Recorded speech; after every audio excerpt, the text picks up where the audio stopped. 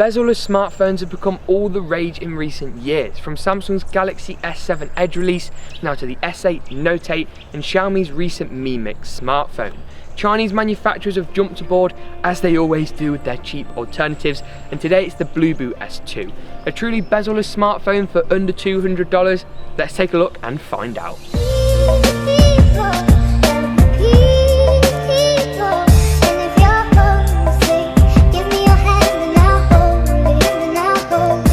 This device on paper at least is very impressive, especially at its $158 price tag on gearbest.com.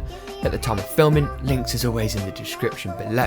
From 4G connectivity, a fingerprint reader, 4GB of RAM, 64GB of storage, Android 7, dual SIMs, USB-C, dual cameras, dual flash and a 3500 mAh battery with fast charging are all specs that scream at flagship phone. The screen on the phone is also pretty damn impressive if I'm honest. It's bright when outside and comes in at a pretty optimal resolution of 1080p, a great balance between pixel density and battery life, and the colours seem natural, albeit a bit less saturated than the nice poppy colours on an S7 or S8 from Samsung. Around the top and sides of the screen the bezels are tiny, although not quite as invisible as you may think from its pictures. They're certainly very small, but they are definitely there. The small bezels around the top and sides do however leave you to have a larger chin at the bottom of the phone and move the front facing selfie cam to the bottom right. It's a weird placement at first and takes some getting used to, but for the most part it isn't too bad. I'll come on to the quality of all three cameras on board in a moment's time. The bottom of the phone also houses the Fingerprint Reader, which is fast and acts as a capacitive home button, but it doesn't move or click in at all. It would have been nice to see capacitive back and window multitasking buttons on the bottom too, like on an S7, as it seems a waste of space having all of that dead space, and having the buttons on screen accentuates the size of the already large chin, although you can hide the navigation bar if you would like to. Holding the phone is fine, but because of its minimal bezels, it's very square and some of the edges of the phone can feel quite abrupt. The phone also feels a bit thicker than other phones on the market and a tad plasticky if I'm being honest. The phone also has a fair bit of weight to it as well, although the phone feels fairly balanced and not particularly heavy in the hand. The edges of the phone do feel pretty minimal, with a volume rocker and power button on the right side being the only buttons on board.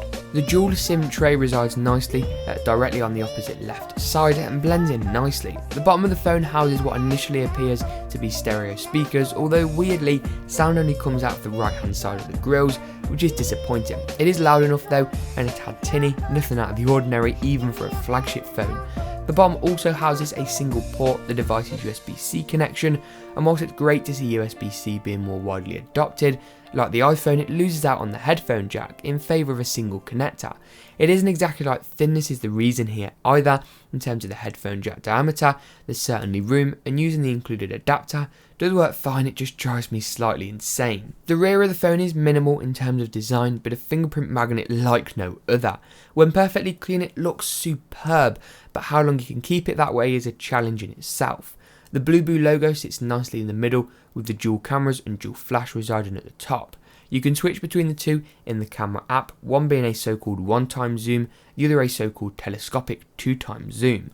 The cameras on this phone are certainly a stepboard, 2 steps or an entire staircase down from the superb camera on my daily drive at the S7, and they are a tad noisy for my liking even under good lighting, and do take a bit of persistence to get exactly in focus. But you can get some good results and take the camera outside in daylight where diffused lighting is of abundance and it's happy days.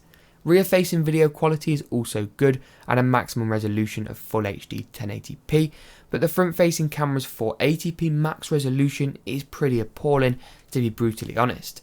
With these cheaper Chinese phones, camera quality seems a pretty frequent sacrifice. If you can avoid the front facing camera, you are going to fare a little bit better. In terms of the phone's performance and quickness, it does feel pretty snappy, apps load quickly, and the basically stock Android experience with a few little different animations and icon packs keep things nice and smooth.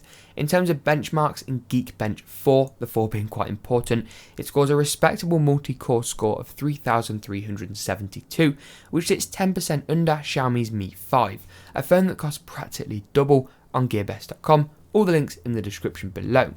The single core performance in Geekbench 4 isn't quite as good, however, at just 828, sitting just short of LG's Nexus 5. That being said, numbers are numbers, and it gets to a point where phones are powerful enough for what you need them for on a day-to-day basis. Games run fine on this phone, from Asphalt 8, for example, running perfectly, as does Need for Speed's No Limits. You also have to keep in mind this phone's astonishingly low price tag of $152. Just $152 on GearBest.com. Links below, of course, at the time of filming, and prices will change and vary on a retailer to retailer basis. But compare that to a flagship phone, the Note 8 for example, coming in at like £700-800. For me, it really is a no-brainer if you're looking for a good phone at a more budget-oriented price point. But let me know what you think in the comments below. I really do like this phone. I think the design is great, but just don't drop it, because the back does seem fairly fragile, as I learned the hard way. Thankfully, you do get an included case, which you should probably use. Do as I say, not as I do. But as always, we'll see you in the next GeekaWhat video.